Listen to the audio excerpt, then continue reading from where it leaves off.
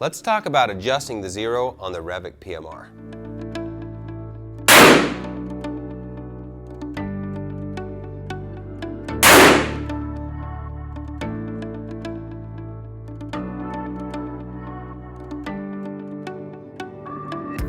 So with the REVIC PMR, it's just like any other scope mechanically. If you turn the computer off or leave the computer off, it's like everything works just like a normal scope. So when you first get a rifle set up and you've mounted the scope, the first thing that you do is you set the zero. And that means we got to adjust the scope turrets and slip the turrets so the zero represents zero when the rifle's shooting right on. So it's a straightforward process just like any other rifle scope. We have one caveat. Our turrets are semi-toolless. I like to say toolless, but technically we're going to use a bullet to adjust. But the turrets are very different than any other rifle scope on the market. So we're going to talk about that just a little bit, and I'll show you how it works. All right, so we're going to do a quick overview of how this turret adjusts. Essentially, let's just use my current situation as our perfect example. I'm 1 minute low, and I need to adjust up 1 minute. So it's pretty easy. If I dial up 1 minute, so 4 clicks up, pretty easy to follow.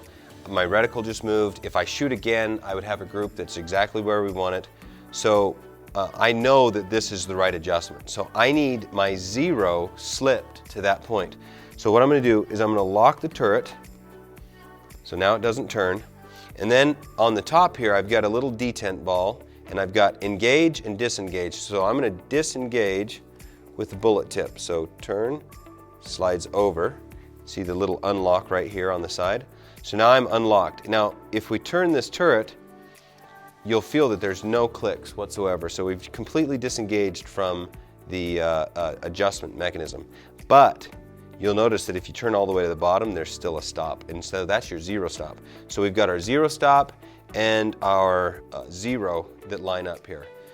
So I'm going to turn it to the zero stop, and then I'm going to reach back up and I'm going to engage. So push the button down and then just slide it back around the corner.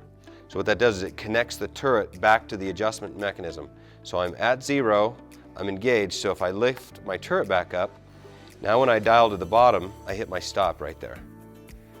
So I just adjusted my turret up and then reset my zero at zero. So if anybody has any other scope out there with a zero stop and they've gone through the process of setting that up, usually you got 3 or 4 different wrenches and you're taking stuff apart and you're turning all these knobs and screws, and it's very tedious to get those set.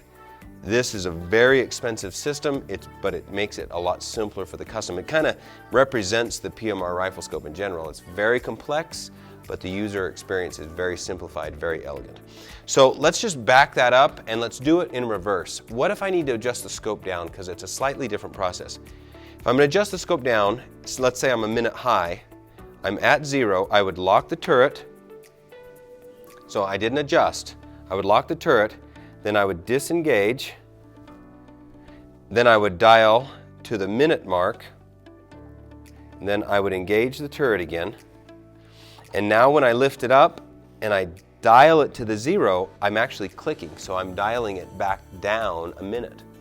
So either you go up or you go down. It's very similar. The difference is if you're going to adjust up, you click before. If you're going to adjust down, you slip the turret and then click after.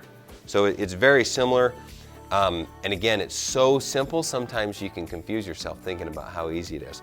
But it's a straightforward process, and it's really representative of how elegant the PMR is and how simple the customer experience is. This is the REVIC PMR, and that is how to adjust your zero.